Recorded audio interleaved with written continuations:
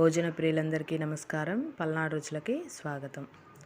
ఈరోజు మనం ఆడవాళ్ళందరికీ ఉపయోగపడే ఒక మంచి టిప్పు చూద్దాము. అదే చీరని పాకెట్ టైప్లో ఎలా ఫోల్డ్ చేసుకోవాలో.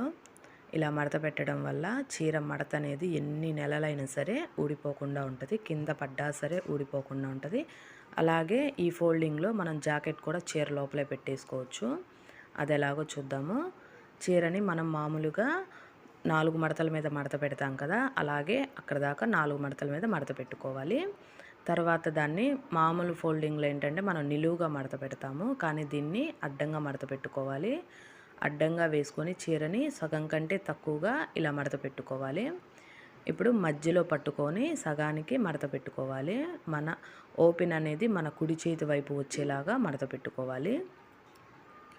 ఇప్పుడు దీన్ని మళ్ళీ సగానికి మన ఎడం చేతి వైపుకు వచ్చేటట్లుగా మడత పెట్టుకోవాలి. వీడియో చూడడానికి కొంచెం కష్టంగా ఉంటుంది, కానీ 2-3 సార్లు ట్రై చేస్తే ఈజీగా వచ్చేసిద్ది. దీన్ని మళ్ళీ సగానికి ఇలా మడత పెట్టుకోవాలి. ఇప్పుడు 2 చేతుల్ని లోపల పెట్టేసి అంచులు అనేవి ఊడిపోకుండా గట్టిగా పట్టుకొని ఇలా లోపల నుంచి చీరని ఇలా తీస్తే ఈజీగా వచ్చేసిద్ది. లోపల అంచులన్నీ కరెక్ట్గా ఉన్నాయో లేదో చూసుకొని సర్దుకోవడమే.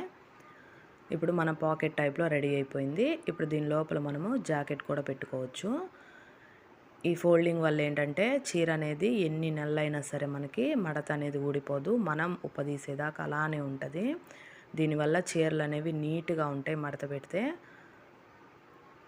ప్లేస్ కూడా తక్కువ ఆక్రమిస్తుంది. ఆడవాళ్ళందరికీ ఈ టిప్ యూస్ అయిద్దని చెప్పేసి చేస్తున్నాను.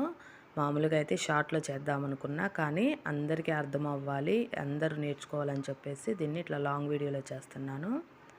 Thanks for watching.